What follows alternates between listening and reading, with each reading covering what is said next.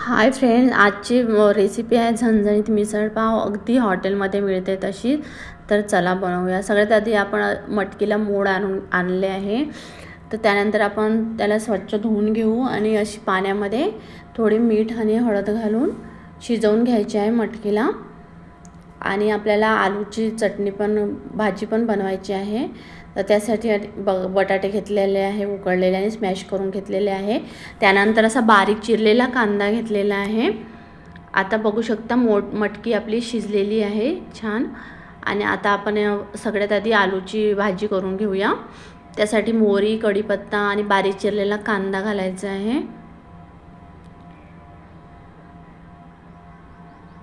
आणि मिरची पण घालायची आहे हिरवी. आणि छान परतून घ्यायचं आहे.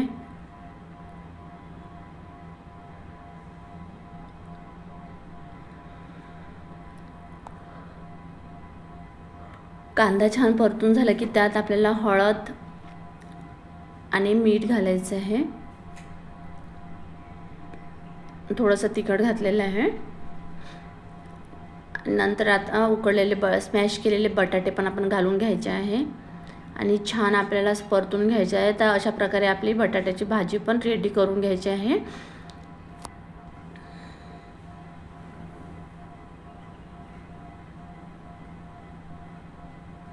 त्यानंतर कढईमध्ये तेल तापवलेलं आहे आणि कांदा टाकायचा आहे आपल्याला, कढीपत्ता, जिरं, मोहरी.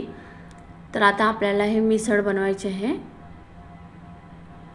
त्यासाठी थोडा बारीक कट केलेला कांदा घातलेला आहे. आणि हा मसाला आहे. यात लसूण, अद्रक, खोबरे, धने, जिरे आणि खडे मसाले भाजून त्याची पेस्ट करून घेतलेली आहे. तो घालायचा आहे आपल्याला. आणि आता आपल्याला टमाटर घालायचं आहे.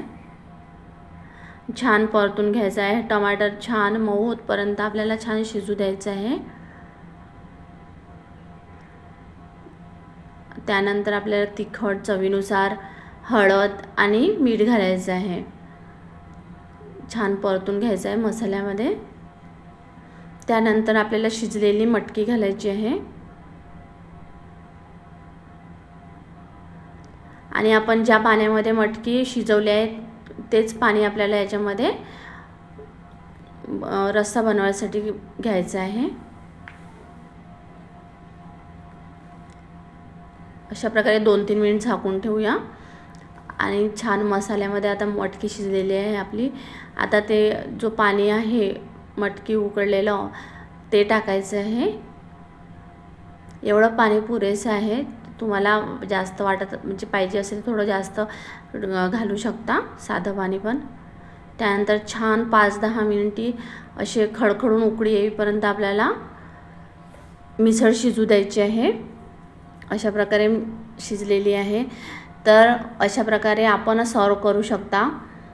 पाव आणि मटकी, बटाट्याची भाजी, रस्सा वेगळा, कांदा, कोथिंबीर आणि फरसाण घेऊन अशा प्रकारे तुम्ही सर्व करू शकता. किंवा अशा प्रकारे पण तुम्ही सर्व करून खाऊ शकता. सगळ्यात आधी आपण बटाट्याची भाजी घेतली आहे. त्यानंतर मिसळ घालायचं आहे. वरून थोडी फरसाण घातलेले आहे. आणि कांदा, कोथिंबीर घालून मस्त पावसोबत गरमागरम सर्व करूया. तर अशा प्रकारे हॉटेलसारखीच झणझणीत मिसळपाव आपण घरी कमी वेळात अगदी कमी साहित्यामध्ये बनवून तयार होते. तर अशा प्रकारे आपली मिसळपाव रेडी आहे आणि खूप छान झालेली आहे, बघू शकता. तर नक्की रेसिपी आवडल्यास लाईक, सबस्क्राईब करायला विसरू नका.